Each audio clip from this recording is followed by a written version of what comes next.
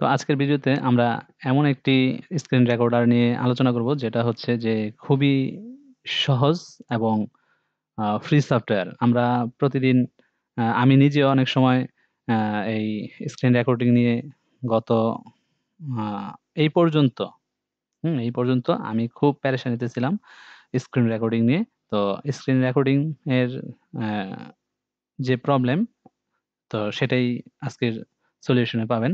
আপনারাও খুব সহজেই এটা ইউজ করতে পারবেন। তো এর জন্য প্রথমত আমাদের ডাইরেক্ট আ চলে যাবেন হচ্ছে গুগলে www.google.com দেন হচ্ছে এখান থেকে OBS স্ক্রিন রেকর্ডার সেটআপ এখান থেকে OBS স্ক্রিন রেকর্ডার ক্লিক করবেন। ক্লিক করার পরে দেখেন এখানে obsproject.com এটা কিন্তু সম্পূর্ণ ফ্রি। তো আপনি যখন ওপেন আ ব্রডকাস্টার সফটওয়্যার সিলেক্ট করবেন এবং এখান থেকে উইন্ডোজ সিলেক্ট করবেন। দেখেন এখানে support Windows 8.1, Windows 10 and Windows 11 so আপনারা এই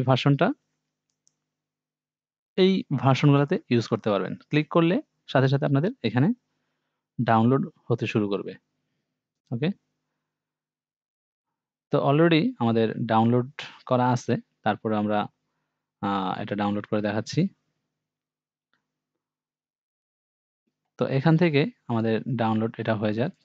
জাস্ট আপনারা আ ডাউনলোডে গিয়ে এটাকে ডাবল ক্লিক করে দেখেন আমার এখানে আগেই ডাউনলোড করা আছে। এখন ডাউনলোড হচ্ছে আরেকটা। ডাবল ক্লিক করে yes, next, try. OBS is already running. ওকে?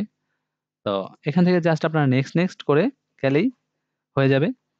তো এরকম একটা ইন্টারফেস আ এরকম ইন্টারফেস পাবেন না।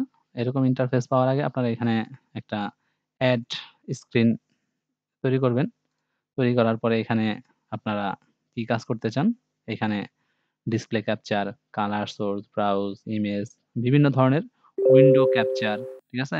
ভিডিও ক্যাপচার বিভিন্ন ধরনের অপশন আছে। তো আমরা চাই হচ্ছে ডিসপ্লে ক্যাপচার করতে। ওকে? তো ডিসপ্লে ক্যাপচার দিলে আমাদের এখানে ডিসপ্লে ক্যাপচার 2 নামে একটা আমাদের যেহেতু আগে একটা সিন তৈরি করা আছে, সেখানে আরেকটা ডিসপ্লে ক্যাপচার 2 নামে অপশন তৈরি হয়ে যাবে।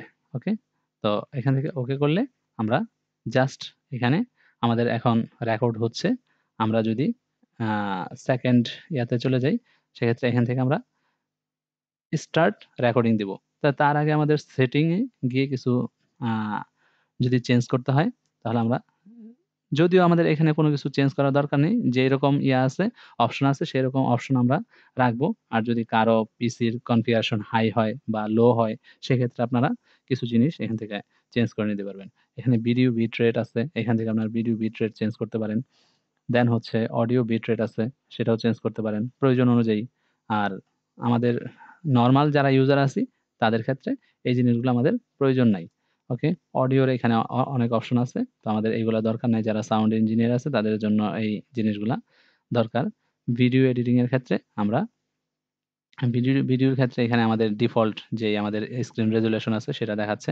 আউটপুট স্কেল রেজোলিউশনও এখানে দেখাচ্ছে।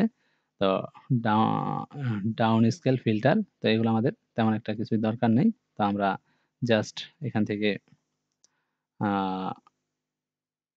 বের হয়ে যাবো। এগুলো আমাদের কোনো প্রয়োজনই নেই। তো এটা দিয়ে আপনারা সহজেই এই ভিডিওটা ক্যাপচার করতে পারেন এবং আপনাদের এই ভিডিও ক্যাপচারের প্রবলেম সম্পূর্ণরূপে সলভ হয়ে যাবে।